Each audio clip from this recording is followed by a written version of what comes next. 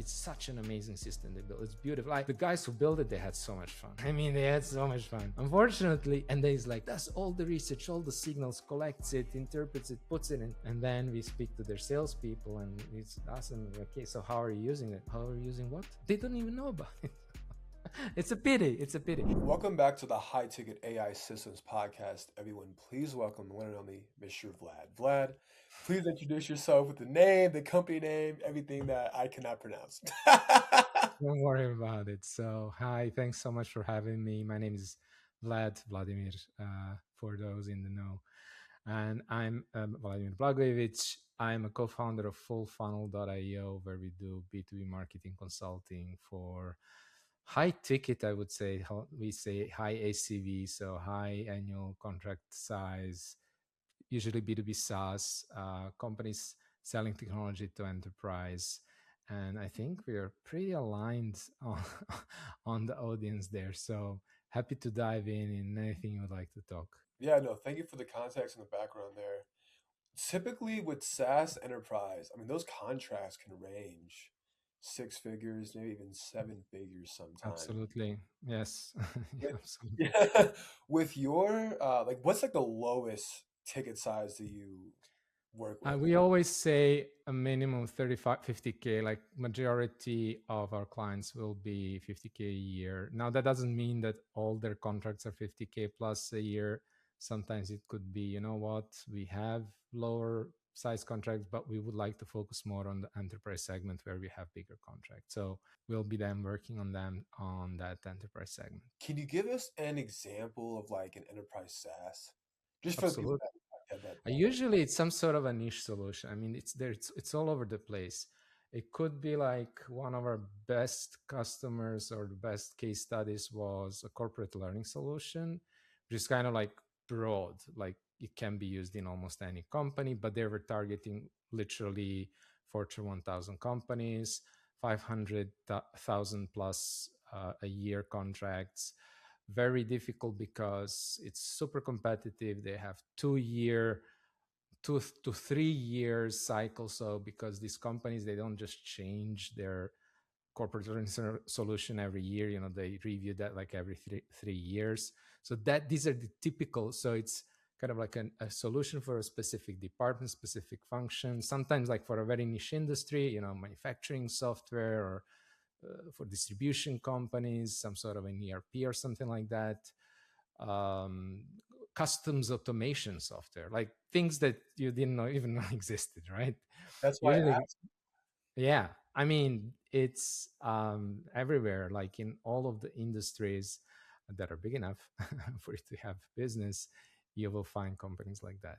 I would love to pick your brain on how to actually approach from a marketing standpoint Fortune 1000 companies, because most of the audience obviously is in B2B, but I think their approach is probably a little flawed. How do you help your clients land meetings with, Fortune 1000 companies? Yeah, that's a big question, right?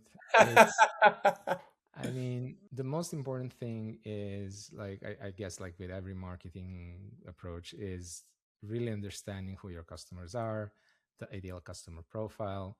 The way we define that is we really like look at their best deals, like 5 5 5 analysis. Like, what are your five largest deals, five fastest, and then we also look at the five largest lost deals.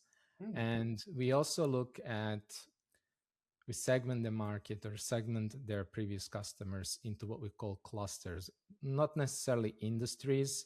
Some cases they might be serving different industries, like in the case of that corporate learning solution. But then we look at things like, um, what is the kind of the common use case. So it could be like, oh, you know what, we see in a lot of FMCG companies that after they go through some merger and acquisition, they need to kind of onboard the new employees of the acquired company, which is like a big use case for us. Oh, cool, so let's go after these types of companies. So not only the segment, but also like the shared challenge, because that lets you also kind of adjust your messaging, content, and whatever to that segment. That's the start. And then we go down. We can zoom in any of these details. How do you actually engage? How do you create awareness? This is a big one. How do you then engage? How do you go from an awareness engagement into conversations, from conversations into those booked meetings, and yeah, closed one deal. So it is a process where you have to work between sales and marketing together on creating multiple touch points. There was a study done by Hockey Stack about how many touch points, and that's only those that they can measure. And on average, for a 100K plus deal, it's like 400 plus from the first touch until it's closed. Not like 714 or whatever. We are talking about hundreds. So how do you actually like proactively go after accounts like those? We can dive into any of those aspects, whatever interests you or your audience the most. That right there, the touch points, because for us, it's typically email, LinkedIn, cold call, but and you can close like I don't know a 10K, 15K project with a couple of touch points, right? But you're doing six figures, sometimes seven-figure deals, and it takes hundreds of touch points. What other avenues, what is the cadence, the frequency? And I imagine you're landing multiple meetings with the head of departments in this particular use case, right? So you might book it with like, I don't know, I'm going to butcher this, like the CMO as an example, Mm-hmm. okay? Or Mm-hmm. even a person below that initially. And then we have to get buy-in from this person Mm-hmm. to tell the CMO to even take the meeting. And then the CMO has to talk to the CFO over here. And then it's like a freaking, yeah, you have to meet like four, five, six, seven, like eight times, you know? Like, oh man, what a long sales cycle. Oh But yeah, I mean, a worth lot it. of our customers have sales cycles like 12, 18 months, and depends on how you measure it, right? But I mean, very long sales cycles, multiple buyers in the buying center, and we are talking about 10, 20 sometimes. And Wow. the you, I mean, the way that you generate the initial, let's say, opportunity deal is usually with the champion. So we kind of like make the distinction between different types of buyers. You have your champion, the person who is literally championing your solution internally. And there's a great book by Nate Nasraya um, called Selling With, where he actually explains from a sales perspective. And I think if you want to learn about enterprise buying process, this is a really good book, even if you're a marketer. It isn't you. You don't sell. It is the champion or your internal buyer, your internal champion that actually does the sale. And your job is to identify, engage them, and help them sell internally. So you don't really necessarily have to book the meetings with everybody, but you do have to at least, start there. And then there's a whole process behind it, right? Of how you engage and multi-thread and engage the other buyers, right?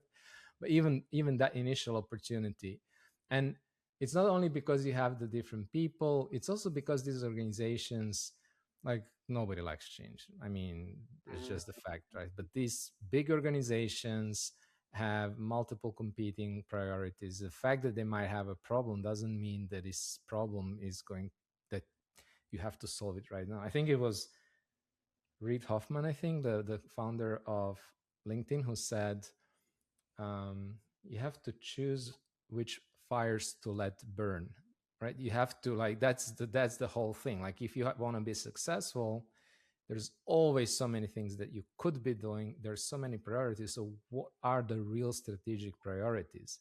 And does your solution align, or the problem that you're solving, is that an obstacle to a high priority business objective that the executives care about? So there is that thing that's happening. May you call it, you might call it like a business trigger or something that makes, I mentioned like merger and acquisition, something that makes suddenly that problem more urgent. Suddenly there is a need to consider a solution. And honestly, I kind of I'm lost a little bit what your question was, how we ended up here. Oh no, And totally fine. You're crushing it. Basically, that executive decision buying process. Like you have to okay, land a meeting with the champion, it sounds like. yeah, The champion then has to do your internal selling for you. But yes, even if you have a problem, or even if you have a solution to their problem, they have dozens of problems. hmm. is yours the priority at that moment in time for that specific company? Sometimes Yeah, the answer, sometimes the and answer. also, I mean, it's obviously also discovering that how you position your solution, and even just like knowing what their priorities are, and then working with the champion to show, you know, what is the actual how the problem they can solve is an obstacle, what is the cost of doing nothing, right, in the terms that they care. But I think like for that part of the process, which comes usually after the meetings have been booked, after that opportunity has been created, I think you'd better invite Nate to talk about it. I mean, I can talk about it a lot from my own personal experience because I've been selling since 2006, but um, I think he would be the expert. We are usually focused on the process that comes before that. How do you even create awareness? How do you actually engage that, even that champion or multiple buyers, and book that initial discovery call where you start that selling with process? That's where we are kind of more focused on with our clients. And that's what I'm dying to know. So imagine that Yeah. I sell B2B SaaS, or I Okay. sell SaaS to enterprise companies, and I'm like at a loss for words. I'm lost in like how to even execute this. How would you Okay. So basically? I think the biggest problem that we see the companies are, trying to do outreach, for example, cold outreach, if they're sales, SDRs, BDRs, whatever their function is, and they're just not getting responses, especially these days.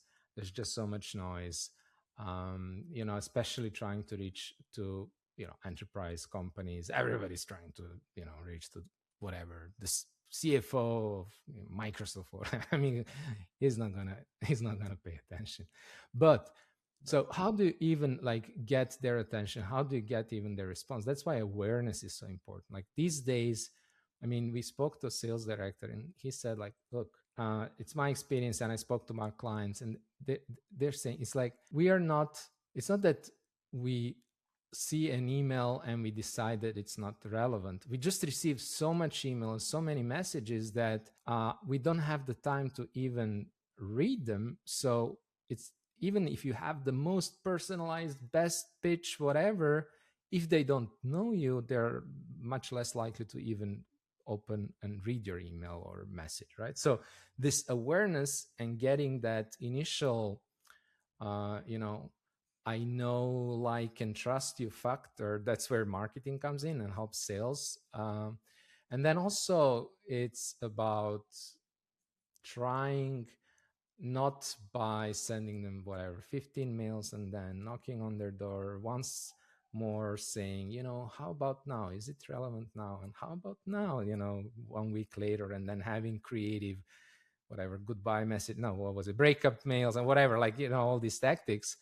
It is about having multiple meaningful touch points. So you may try initially with one type of uh, outreach or engagement tactic, and then later with another one, and another one, and another one. And the example that I gave at the beginning of the corporate learning solution we ran, like we always start with a kind of a pilot project. We ran this for 6 months, and the sales rep that was working in that team, was able to engage, like, out of 130 about accounts that she was trying to engage for 6 months, just 130. It's not like volume play, right? She managed to speak to 20 something, like it was I believe it was around 30%, so, which is like huge, like in that kind of market. Speak to multiple times with the people, buyers, sometimes decision makers, sometimes champions, sometimes other people. And but it was a process of 6 months, trying and trying. And there was like a great case that she shared, like, you know okay, first I posted this a LinkedIn post that was relevant for that target account, and I saw somebody from that target account engaging that. I reached out to them, and I tried to just start a conversation. They kind of ignored it. Then you know, we did whatever, a roadshow. Then I invited, and then she ignored me. I tried, inviting her to send her whatever, one invitation for one thing, and then she invited her to be a guest on her podcast.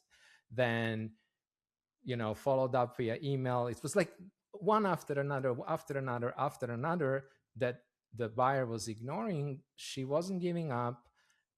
Finally, after all of these touch points, she actually picked up the phone and invited her to the podcast interview finally, and that's where she agreed. They had the interview. They spoke about the challenges that the buyer was experiencing. Finally, after the interview was actually a cool one, and she said, you know what, we actually help companies like yours with problems like this. If you want to explore different types of solutions, we can show you what we did with our clients. And that's when they booked their first actual discovery call with the account executive, and that's the rest is the history, let's say, right? No, So I multiple different meaningful touch points, excuse me, uh, that are also aligned with the level of intent. So somebody liking your post is not buying intent. It's maybe appropriate next step would be, whatever, just to connect to them, ask them what they liked about it, try to start a conversation about the topic that you posted about. Basically, the idea is you don't propose marriage on the first date, kind of. no, thank you, Appropriate. thank you for all the context. There's so many things I want to say. First and foremost, you 30% is massive to speak with your ICP. Yeah, that's yes. If I were to speak to 30% of my ICP, I'd be a very wealthy man. Okay? Mm. Like Mhm. that's insane. Second thing I want to say is, dude, the podcast, like Mm. interview style outreach crushes in Mm. sales. The reason why is because for one, it builds trust. Like it Mm. compresses trust significantly. And when you can build trust on that call, articulate yourself, your message, your value prop, get to know their company a bit more, it's like I just spent 60 minutes with this person. Like I Mm. actually like this person as a person, so Mm. let's explore how we can possibly do business together. But if you're just another person in the email box or another person in the LinkedIn messages, it's like this person is no different than anybody else. So you have to separate yourself. One thing I do want to bring up though is I have a lot of guests on the podcast that are, with all due respect, like full service agencies that work with everybody. And you Mhm. work with companies that have a defined ICP and Mhm. that 134 people that they can actually reach out to.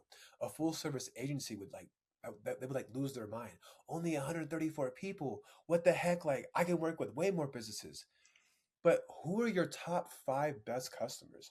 Who are the five clients that close the fastest? Who do you have the best case studies with? That's your ICP that you should go after, right?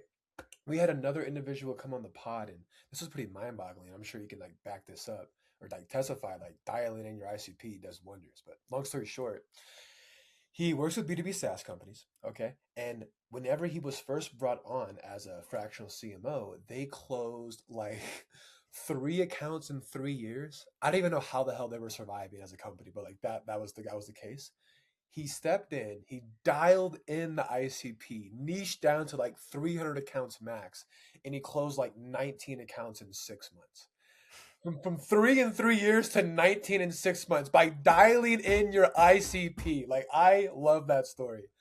It creates so many benefits because, like you said, if I'm creating content, if I'm creating thought leadership and Mm. creating awareness, I cannot make posts that resonate with everyone. That's Mm. literally impossible. But if I speak to 300 people, their problems, their solutions, their dreams, their fears, all that fun stuff, I can get way more engagement. Please I mean, piggyback off me. Go for it. Yeah. just think about the example that I shared at the beginning. Corporate learning solution. Okay, you can sell it to any company, right?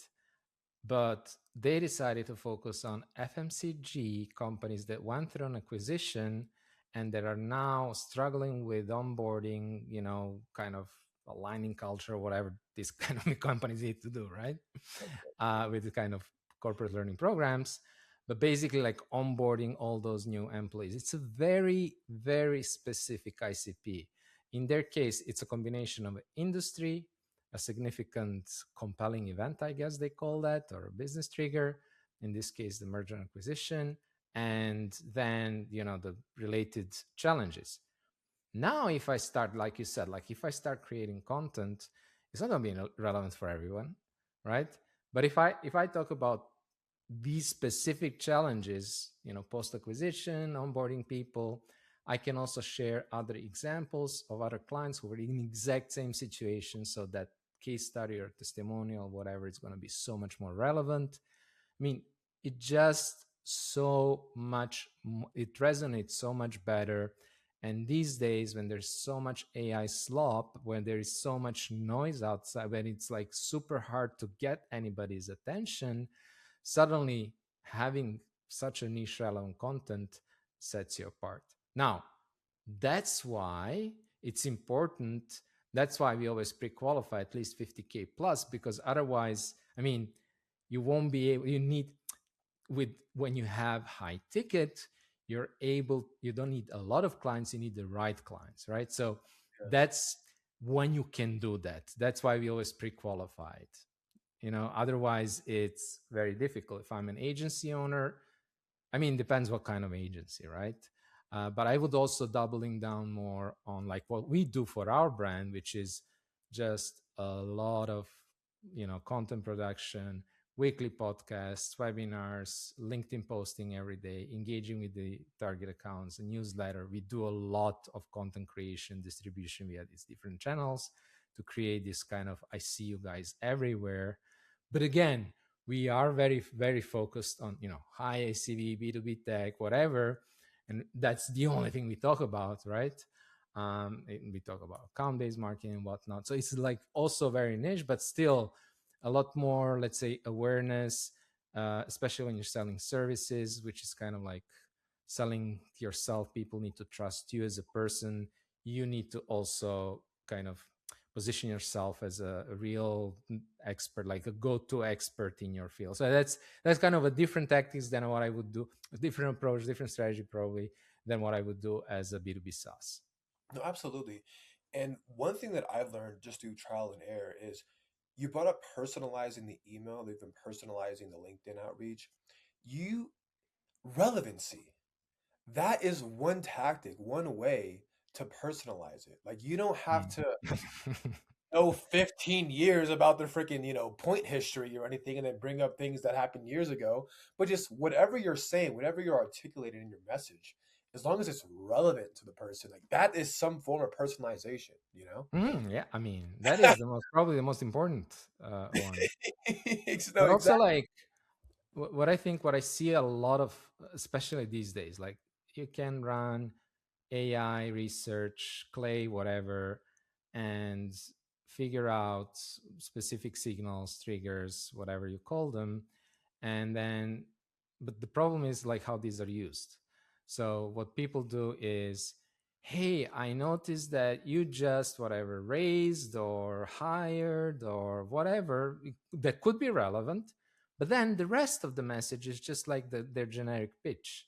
It's almost like, hey, I saw you, you know, breathe air. No, no, I saw you. So I thought, no, but it's like completely like the two are not connected. It's like, oh, I saw this trigger. Ah, we help companies like yours do one, two, three. Would you like to book a call next Monday? No, that's Oh my gosh. personalized, but I think that John Miller said like nowadays everybody receives excuse me, uniquely irrelevant messages.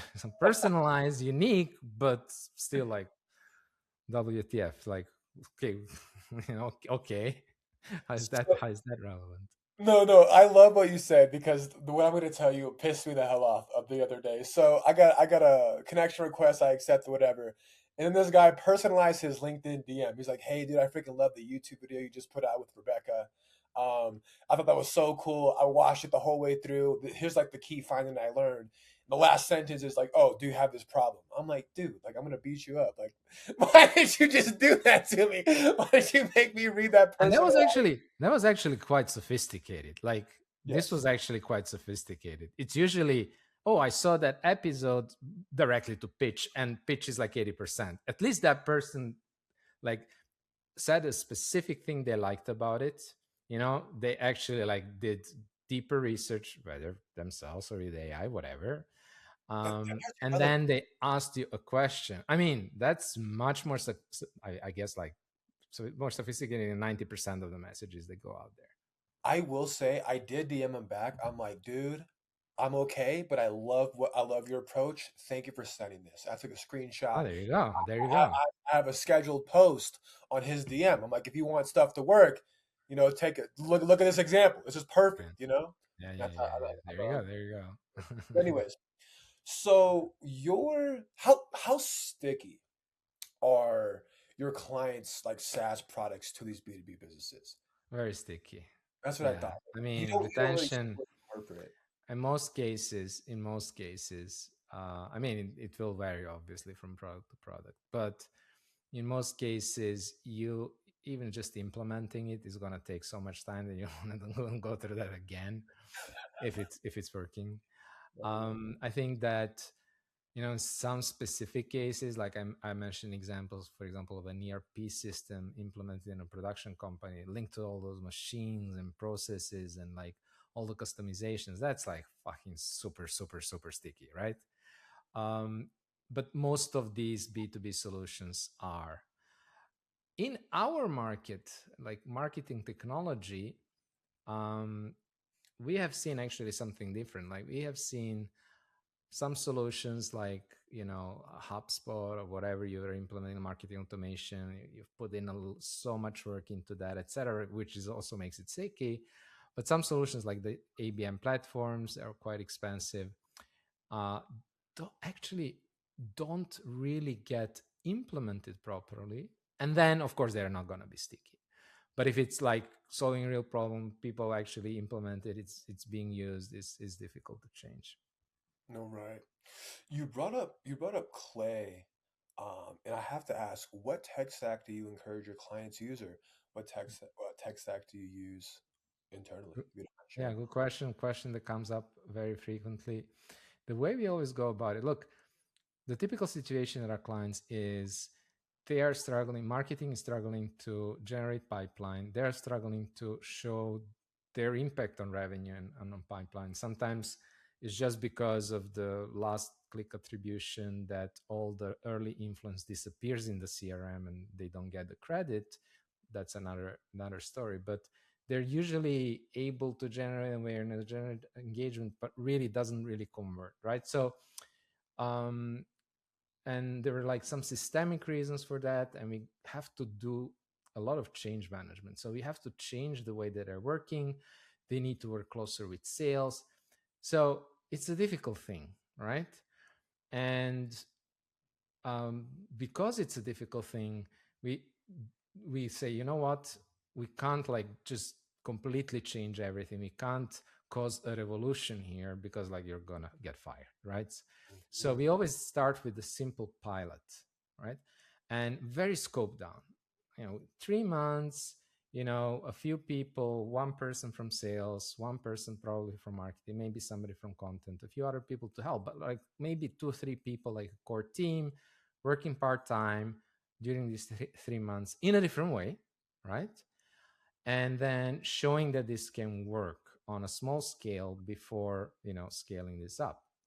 So, and for that type of a pilot, you don't need a lot of technology. You may just be engaging 10 accounts, that's it. Or in some cases, we had a client, it was just about one account. Now this was like a pharmaceutical account, like with 120,000 employees. So we're talking about a market of one. But really, very frequently, we are not talking about more than maybe 10, 20, 10, 20, maximum like 30 accounts. interesting. And so uh, a lot of these things, because it's like the first time you do it in this way, you actually want to first do things manually. You want to do things that may not scale right away because you want to figure out what works, what doesn't work before you scale it. So technology is not that important. Even like simple CRM, and even without, like even using a spreadsheet, whatever, um, and whatever tech stack that most of these companies already have is enough. So nothing special. Obviously, there's stuff that you could implement that you could use, especially if you start scaling. A lot of companies now are, trying to implement AI, but it's the same principle. Yes, yes, it does make sense to implement it, but only after you really understand the process. Mm, You also can show the AI what good looks hmm. like kind of a quality benchmark. Like, this is the example of a good result. Right. These are the actual steps we have tested. We know it works before, because otherwise you're just scaling broken tactics. You can do more of what doesn't work, and that's obviously not what we want. Absolutely. Where we utilize, like our tech stack is, we basically built clay, but internally. Okay. Now, for those of you you that, for those of cloud you, coded, you cloud coded clay. You're not the first one. right, right. And the only reason why we did this is just to save freaking money. Like clay is No, ridiculous. I get you. I totally get you. No, I know. A But lot of people have done it. Yeah, for the long, same long, reason. right. Long story short, though, like AI, Claude, whatever LLM you use, it's only as good as the input you give it, right? Mm, So, Vlad, to your point of, if we're scaling broken systems, mm, right? Because I don't know what I'm doing as a marketer, or what I'm doing as a an SDR rep, right? Whatever the case is, then the freaking output that you give it, the AI is also going to be horrible. It's going to be dog mm, shit. You know what I mean? So, especially in your pilot program example, if we're targeting 10, 20, 30 accounts max, why would I use an mm. automated process? Like I hope I have enough time in the day to do some manual research, maybe use AI to do the research part Oh one, yeah. but I'll handcraft this puppy. I'll Mm, handcraft the LinkedIn message, whatever the case is, right? And you can do that. And like you said, whenever you have good examples, hey, we sent these three messages, these three converted. We sent these messages, these did not convert. Good examples, bad examples. Now you can scale up. I don't know to how many people are in your ICP, but then you can scale up what actually freaking works. mm, Um, I kind of have a question though, if you don't mind, from a business modeling and pricing standpoint, because you serve a very specific niche. mm. How do you structure pricing? Is it base plus performance, base only? If you don't mind me asking. Look, we are a consulting company, right? So our delivery is, we'll help you figure out how to make it work. We'll create a pilot program with you. We'll kind of hand hmm, hold your hand hold you, whatever. Yeah, yeah, yeah, And yeah. yeah, so it's fixed pricing, right? So it's just a fixed fee. We are restructuring a little bit our offer and how we deliver, but usually it's just like a fixed pricing, Gotcha. starting at like 40K a quarter. 40K quarter. I like it. High ticket. I Okay. think it's Right, right, right. I was gonna ask, is it a 6 month, 12 month, but is it quarter to quarter? It is, and if it's a smaller client, usually a quarter, and then maybe a smaller retainer to help them out. But usually they might just get enough with the initial pilot, figuring out working differently, and then doing this internally. For larger clients, it could be like 6 9 months up to a year, but we don't really live from repeat, like from longevity. It's different than an agency, for example. It is a very specific form, right? Consulting is different than yeah, servicing, like doing it for you. Let's Right. let's put it like that. Yeah. Out of curiosity, just because I'm curious, have you tried, experimented with maybe having the core services, consulting, of course, but like adding on 1 to 2 done for you things to make it more sticky? Or because the consulting fee is a pretty good amount, you're okay from a financial sticky point?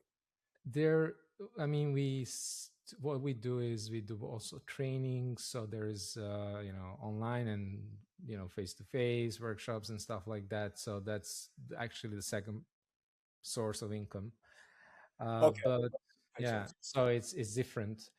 We just didn't want to do it. Like, that was like how Andre, myself, my co-founder, and me, when we started Full Funnel, we came from execution as well, and we didn't like doing more of that.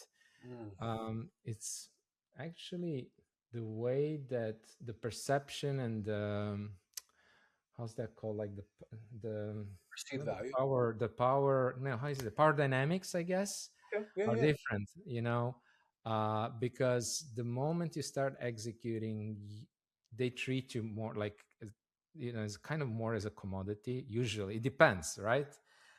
It's difficult to pull this off, and it's just a very different relationship, very, very different relationship. And I know amazing agencies who are crushing it, who are doing amazing work for their clients, and they're absolutely needed. I have nothing against, the model for people for whom that works. We just honestly just didn't want to, also be bothered by, having to manage our own internal teams, all of that. We just wanted, it's more for our lifestyle that we chose the model, and what kind of like resonates with us as personalities, as people, rather than some very specific strategic reason.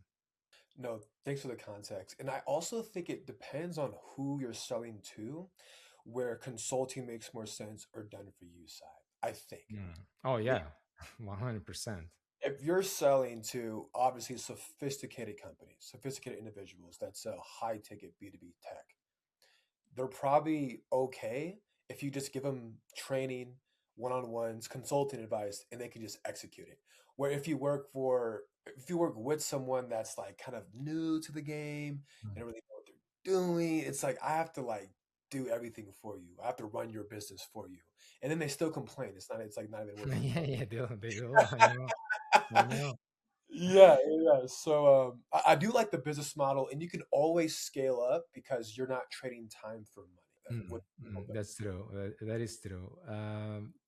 But again, like we're just like look at it differently. We also have this idea of like we're both really heavily into this, lifestyle, because both have family, people prioritize that. We don't. I mean, it's not, our starting point isn't, how much, like what are the different ways in which you can like make more money. No, what is the best way for me to live, really, honestly, and to feel like good about my work, to feel good about my, myself, my family, everything. It's just a different mindset, I think. And It's everybody has their own kind of priorities, values, I would say, and you should make that work. Like what's aligned with what you want out of life and out of business, out of work, out of, purpose, whatever drives you.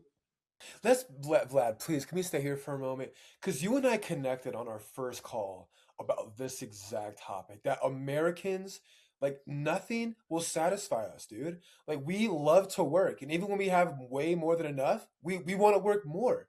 You have a completely different approach, and it's just the culture that we have, right? It's like how can I actually spend more time with my family, make sure the same money but work less.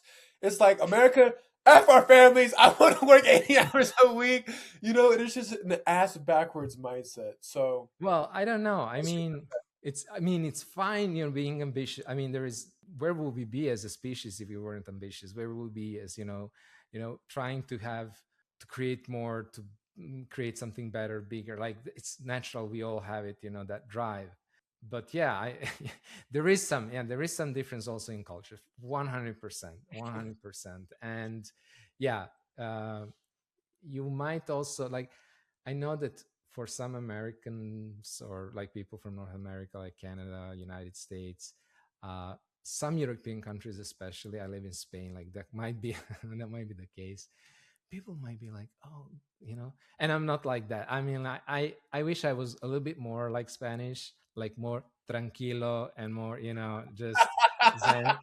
I'm not. But they would be like, they're just not ambitious. And the way that I would say it is like, they're just like, where's the spark, where's the ambition, like, but it's just a completely different value system. And it's the culture. And they are, I think, the longest living. I mean, again, whatever drives you, you have to align with yourself, not try to be anybody else. But yeah, there is also some value in that, for sure. Do you know Pat? Bet David, I think his name is PBD. No. Patrick Bet David. No, I'm sure if you saw his face, you would know what I'm talking about. He brings up basically what you're articulating. If you look at the people who live the longest, they live on the coast. I think it's near like I don't know if it's near Spain, but it's like a place where like there's water nearby. The sun is always shining. People Mm. walk every day. People are like enjoying life. Mm. You know what he didn't say? They're not behind a desk working 80 hours a week. That's what he didn't say, brother. I They think got there's the social component is so important.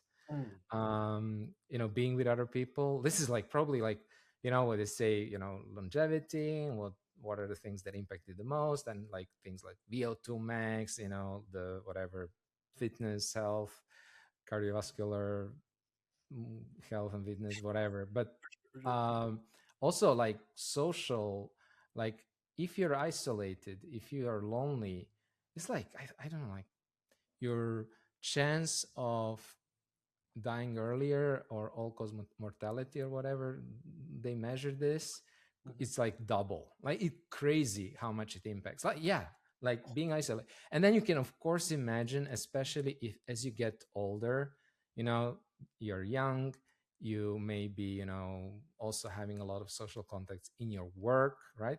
But especially for older people who stay alone and may be living in a city or in a community where they don't really have contacts with others, alone somewhere in a flat, in an apartment, in a condo, whatever they live, a house. But it's just, yeah, that is what I think is devastating for people and causes also. And the cultures such as Spain, I think also like read that about like Japanese in a different way, the society and these connections and the community, it's one of the top values as well.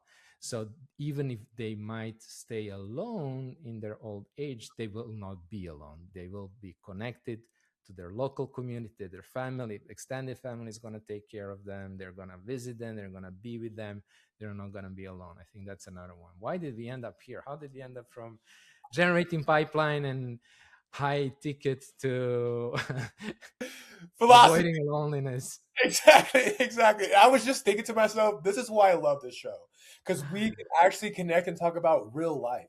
Like, sure, generating pipeline is real life, but like this is real life as well. And people Mm. are probably battling this internally, especially here in the States. Like, so you offer new perspective. So legit, thank you. Like, thank you, man. Getting back to business. So, what are you and the co-founder, I guess, looking forward to over the next 12 months with the help of AI? Maybe like conferences that you guys plan on hosting and anything like that. Goals and forward thinking. So we have just launched our book that has been a long time coming. We actually started working on it back in 2023, and that we just didn't have the time as like anybody else. Doesn't Nobody has the time to write a book, especially these days. And then my Andre mentioned like last year, you know what, we should write that book that we wanted. And I was like, hey man, but everything has changed. Everything, we went through several VC and other crises in our industry. Now the AI, there's a lot of FOMO. Marketers are like scared. Things are changing. How does it even make sense? So we had to really rethink a lot.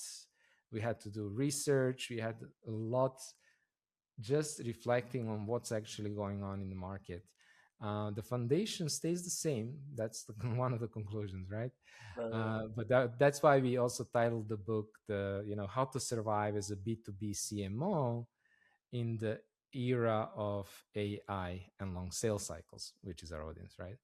And it's just out this Tuesday. So that's one thing, promoting the book. The other stuff is, like I mentioned, we're restructuring our offer. You're going to, I don't know if you know the guys from Fletch. They're a really nice company. They're like product marketing, have a very nice productized service. You should definitely check them out. They're great guys, have awesome content, very knowledgeable about their stuff. Copyright. It's not really copyright. It's messaging. It's more strategic, right? It's messaging for SaaS companies, right?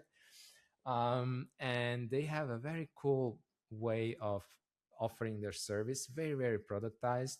So that's a little bit something that we are also working towards. Just 2 hours ago, I was writing on our new consulting page. Nice. Conference we ran every year since 2020, big virtual conference. We call it the Full Funnel Summit. Nice. And this year we had one behind our back in March, but we see that there is less and less demand for virtual events. Um, and thinking, oh, why? Maybe we'll run the next one live. And even if it's smaller, um, I'm also just looking forward to all the face-to-face interaction. It's just so different. Another inspiration there. I don't know if you know him, Pip Alaya from Winter CXL, used to be Conversion Excel. Actually, a very big name in our niche in B2B marketing. He has this beautiful conference called Spring with a Y, because it's like his product is winter. So everything is, instead of I, he writes Y. And it's such a beautiful unconference in Austin. And it's just like in the middle of like March, April, beautiful weather. Uh, they rent, I guess, like a big bar, and just hang out. Not a lot of talks, much more focus on just like talking to each other at the table, sitting down with speakers. So I don't know, like I'm really looking forward to doing that live as well.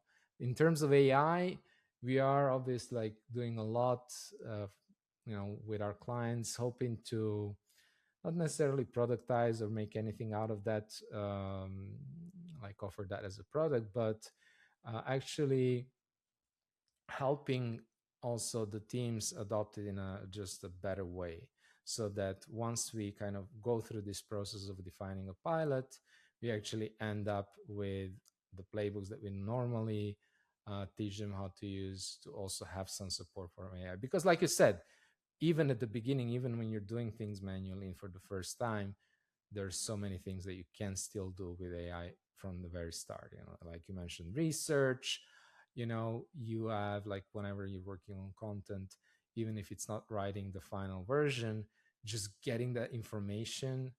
I mean, things that weren't possible, like if you want to create whatever a post where you're quoting like the people from the industry, just finding the good quotes and then extracting this knowledge from your subject matter experts, like internal people who know about their shit. There's so many things you can do.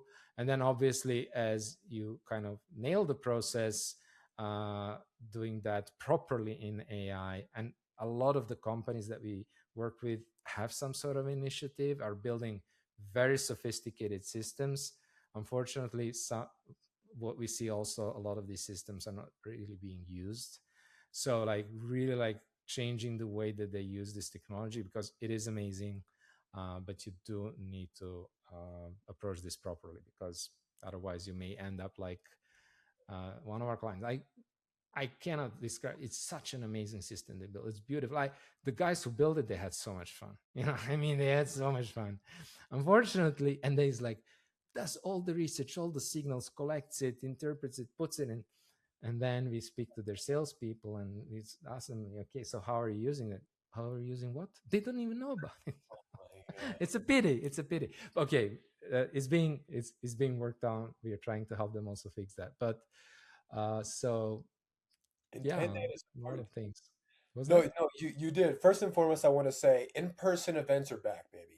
At Oh one yeah. point in time, because COVID, COVID was Oh COVID, yeah. but in-person events are back. Like let's full swing into that. So I'm happy. I'm excited to hear that you guys are attending those and also hosting those. Second thing is you probably know this more than me, but like SaaS softwares are tools, and if we don't use the tool, what the hell's the point of the tool? Mm. Like, or if we don't know how to use the tool, it's not going to be as effective or efficient as you would want it to be. Like you said, it sounds like one of your clients built intent data, high value intent data, which is like invaluable to a freaking company whenever you're doing Mm. outreach, right? And the sales guys are like, nah, I didn't even know that I mean, existed. That's it funny. didn't exist. Also, the problem there, it was like things that are missing. you have this amazing information, but they didn't really do the next step, which is like separating the signal from the noise. Not all data is relevant.